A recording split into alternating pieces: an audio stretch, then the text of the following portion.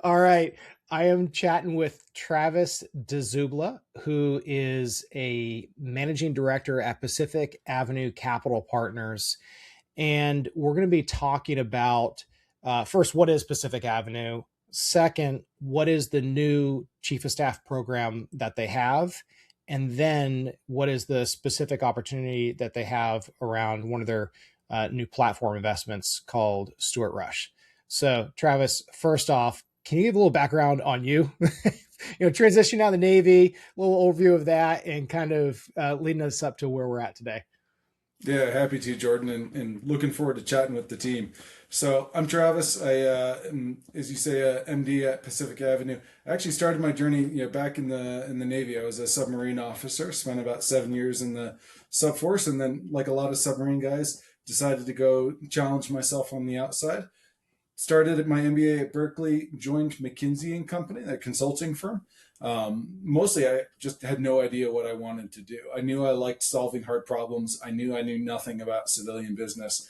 So I ended up stepping into McKinsey, joined their operations program, and kind of spent a lot of time working through turnarounds at coal plants, gas plants, chemical plants, working on some large corporates, helping them with their growth strategy, their cost takeout strategy. I loved it. It was a lot of fun. But as with all things, that too must end. And when I made junior partner, I decided to try my hand doing something different. And I joined a small private equity firm out of Denver called Lion Equity Capital Partners. Again, focused on helping small carve out companies stand up and kind of build their own path outside of the corporate entity. And that's how I found my way to Pacific Avenue. Pacific Avenue is a lower middle market PE firm, say middle market PE firm focused on corporate carve outs, special situations, and unnatural owners. And so we partner with corporate sellers in order to help them find a home for a division, a product line, a platform where they otherwise may not have a solution.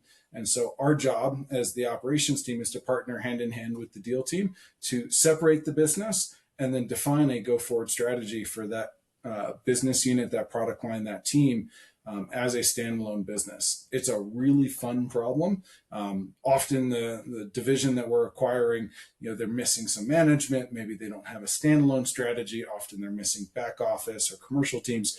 It's our job to build a business around kind of half a company. And that is as complicated as it sounds. Pacific Avenue has kind of made a name for themselves in doing it. The operations team is a big part of that. And our partnership with the deal team and our partnership with the corporate sellers is a huge part of our success story. And Pacific Avenue recently closed a $1.6 billion Fund 2. That's off a $500 million Fund 1. The trajectory of Pacific's just been a rocket ship, and Chris Navice and the team have just done an amazing job building a really great story and a pretty stellar team.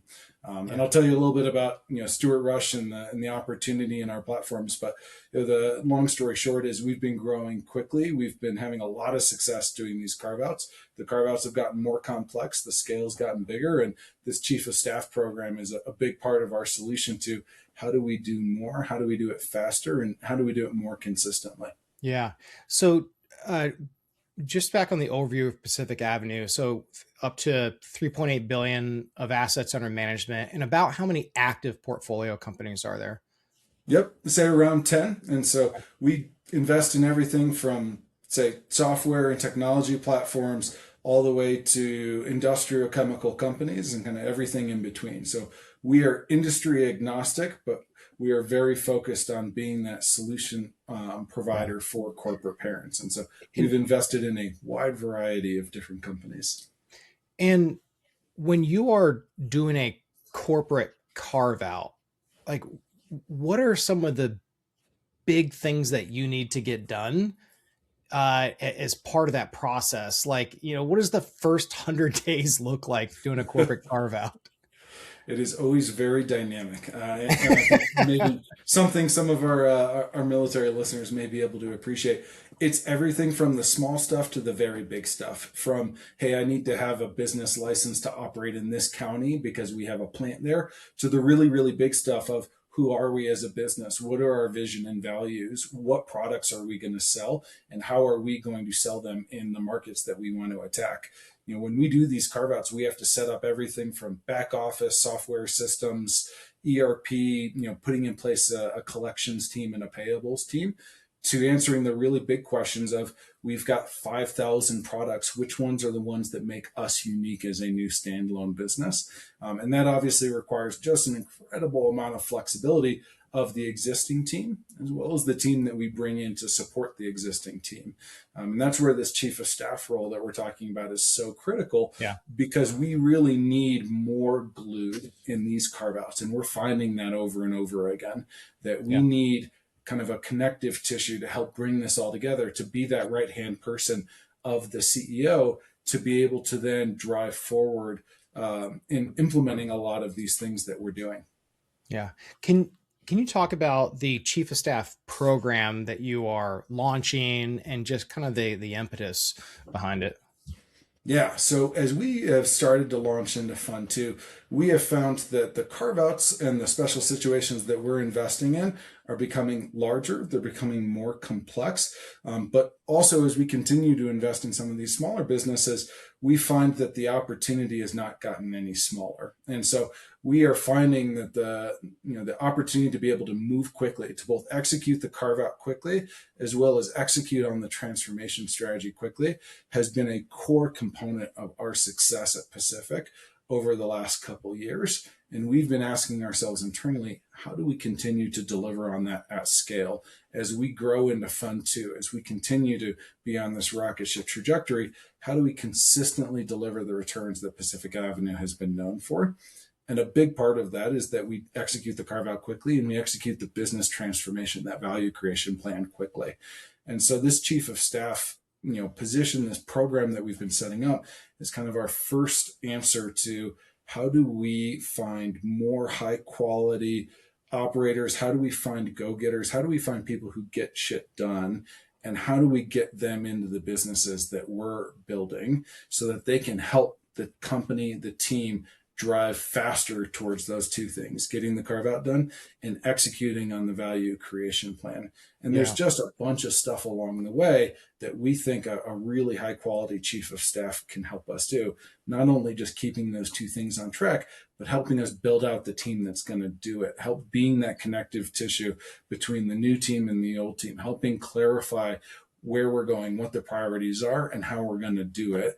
That's not a small task. It's one that we, the operations team at Pacific, have been partnering closely with the deal team to drive. Yeah. We feel that more resources in the company is the answer to help make sure that we're driving in the right direction. And we're pretty convinced this chief of staff program is really going to help us do that. And it's also the connective tissue, not just between uh, the larger corporate from which it is carving out and the new team, but also back to Pacific Avenue to make sure that things are getting done and they're on time and on target. Yep. And will they be working with your operations team? What's kind of like the size and shape of the ops team? Yeah. So the operations team at Pacific is about 7 folks today. Our M&A team is about, call it 30, 35 folks today. So we are a relatively small team at Pacific. If you were to look at our track record of deals we've been able to get done, we do a lot with a small team, and our carve-outs tend to operate in the same way. And so we tend to have a fairly small, lean, and aggressive management team, a combination of both the team that we inherit from the parent company, as well as the team that we hire to help drive. This chief of staff would probably be one of a team of maybe 5, maybe 7 folks that are driving folks in, helping coordinate and drive the team in the right direction, working closely not only with the management team, but with Pacific Avenue to drive in that direction. No one has ever accused Pacific Avenue of being a passive owner or a passive partner. We get in the weeds with our companies, with our teams, to help them execute on what we need to do. And this chief of staff role is going to help make sure that everyone is focused on those most important things. Awesome. So it's part project manager, part strategy, part executive assistant, part everything. And look, that's true of these small companies, right? Like, Yep. anyone who's been in a small business understands, like, when you're part of the founding team, you're part of everything. You're going to do everything. And, it's one of the things I love about this chief of staff role is like, you're going to see everything. You're going to watch the business be built from the ground up. It's one of the reasons I love my job is I get to do this all day. I'm excited to have, a partner that's going to be able to help us execute on that. But the opportunity to see a business built from the ground up, to be a part of everything, it's pretty cool. Yeah. So let's go to Stuart Rush. What is Stuart Rush? When did you guys acquire it? And can you guys give it size, shape, like how many manufacturing facilities, et cetera, how many people? And then that'll kind of lead into, what is the COS role that you need for this particular business? Yeah, I love it. I love talking about Stuart Rush. It is a great example of exactly what Pacific Avenue does. So, Stuart Rush is a carve out from the Columbus McKinnon Corporation, which is a leader in kind of the lifting and motion technology. So, they make everything from cranes and conveyors to chain and wire rope hoists. And last year, they moved to merge and acquire with their number one competitor in the space, Kiddo Crosby, which resulted in an antitrust action from the Department of Justice. And so they quickly looked for a partner to help them carve out the North America power chain hoist business. And Pacific Avenue was that partner. Like in many of the deals that we do, we were able to move quickly. We were able to move with speed and certainty. And we knew how to get this thing separated so that both parties could go on their way, making great products and serving their customers. So Stuart Rush is the North America division of Columbus McKinnon's power chain hoist. And these power chain hoists lift everything from industrial equipment in any factory down the street to the stage and lighting and entertainment at Taylor Swift's concert around the globe. So their flagship product, the Lodestar, made in America in the 1950s, still made out of Damascus, Virginia plant today. And they are a great team there in Damascus. It's one of two manufacturing facilities that we carved out as part of Stuart Rush. The Damascus facility, which makes those power chain hoists, the Lodestar being kind of the flagship product, as well as the Lexington, Tennessee facility, which is where all of the chain is actually made, both for these power chain hoists, as well as, the Coast Guard buoys that hold out all the buoys out in the seas and the Great Lakes. And so they make a diversity of products, but kind of focused on that chain and power chain hoist. And we have started to stand up and build a team around these two plants. We're now 3 months into the carve out, and the team is already running strongly in the right direction. We're talking about which products do we launch, which products do we relaunch, where do we focus, what markets, how do we think about our international expansion. There's just a lot of moving parts to this carve out, but we are really excited about where Stuart Rush is going. We are very convinced they're going to be an international leader in this space. Awesome. So what is the role of the chief of staff in this particular thing? If they start June 1st, let's be crazy. Yeah. June 1st, what are they doing in the first 100 days to support like your current lines of effort? I love it. Jordan, we move quickly. I wouldn't put June 1st past us. So look, we have moved quickly to build a world-class management team for this business. So we were fortunate to inherit both a chief operations officer and a chief commercial officer who knew these plants and knew these customers in the market like the back of their hand. It was a very fortunate aspect of the deal that they were not only willing, but excited to come with. And then we very quickly, as we often do, put in place a chief financial officer and a chief executive officer who are very familiar with this business and have already started to move it in the right direction. And so the goal of this chief of staff role is to give that team, as well as the broader Stuart Rush team of about 300 colleagues, the horsepower to be able to go get the next phase done. So we are launching a number of initiatives as part of Stuart Rush in order to drive the business forward. Things like international expansion. We're launching a facility in the United Kingdom. We're thinking about how we serve EMEA and APAC, China and the associated Asian countries. We're thinking about how do we launch new products? What is the product roadmap? How are we getting it out? What's the marketing campaigns we need to run? How do we build a business technology system that supports this? What is the ERP we need to put in place? What does our configurator need to look like? And everything in between. A laundry list of things from just executing on the carve out all the way to what is the next generation of products and geographies we need to launch. And the chief of staff is going to help us attack those highest priority opportunities, not only keeping the broader team on track, making sure that we're coordinated and that everyone is working on the right things, but kind of being that right hand man to the executive team that I was just talking about, and helping them execute on their core priorities. And so this role is really going to be important for us to keep the momentum up at Stuart Rush. And if you were to ask me specifically, what are they going to be working on over the next 100 days? We need to expand our Damascus plant. We need to build a new warehouse. We need to get that thing up and running. We need to do it quickly. We have machines and product lines that we acquired that are currently sitting in North Carolina that we need to get stood up, installed, and running and pumping out product.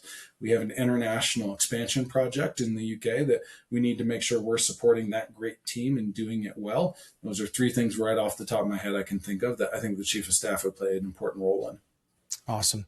What is the typical, or what is the interview process for this? Is it first chatting with you, then chatting with somebody else, and just kind of walk us through the general timeline for it?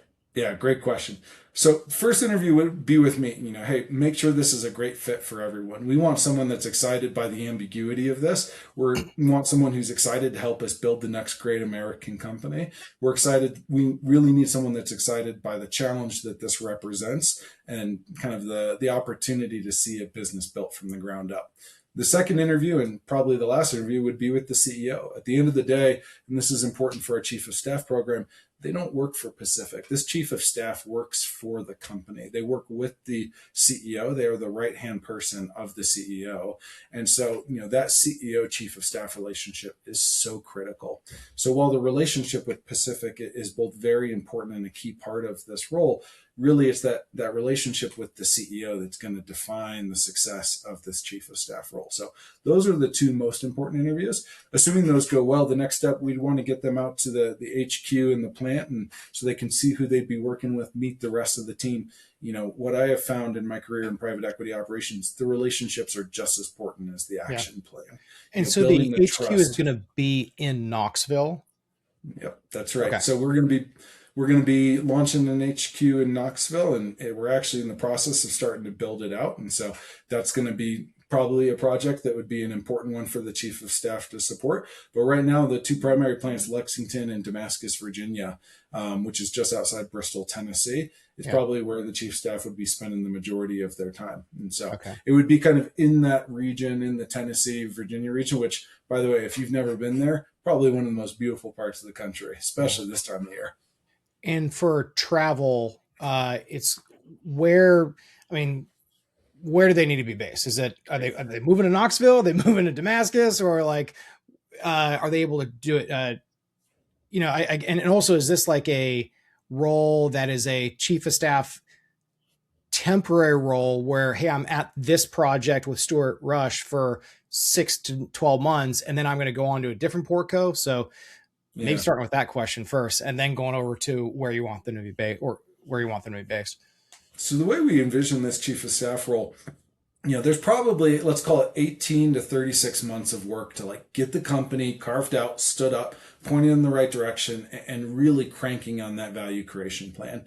And so once you get to kind of month 12 or 18, the tempo is a little bit more steady state, but there's still a lot of work to get done. And so we can envision this all the way from kind of a more short-term opportunity or short-term role to something that is truly embedded in the company and a permanent fixture within the executive team. I think there's a lot of flexibility in kind of how we define it.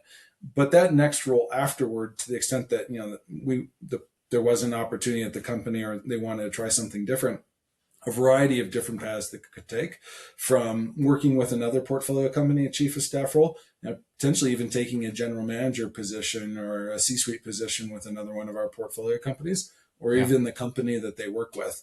Most often we find that the companies we carve out grow very, very quickly, and the need for kind of a larger and more capable executive team is never one that goes away. And so often we find, I would imagine this chief of staff role would naturally morph into taking on more responsibilities at the company that they found themselves working for. Awesome. As far as the travel, I don't think there's a need to be co-located at the facility or at the HQ, obviously that would be beneficial. And I think the chief of staff may decide that that's the right move to make. I don't think it's required. We find that for some of our executives, they're more than capable of kind of being a road warrior, of traveling where they need to go and being where they need to be. No different for the chief of staff. We trust the people that we hire to be where they need to be and do what they need to do. And so, as long as you could get to, for Stuart Rush specifically, Knoxville relatively quickly, it's an easy drive to Damascus from Knoxville. And I have been making that trip from Denver, Colorado quite frequently. And so it's a good drive. It's an easy one to knock out a couple phone calls or catch up with a colleague. And then you find yourself in Damascus getting the work done. All right. That's it. We've covered a lot of ground, and we hope to have you a chief of staff very soon, not only for Stuart Rush, but some of the other carve outs that are in the pipeline. Thanks a lot for doing it. Really appreciate it. Thanks, Jordan. Cool.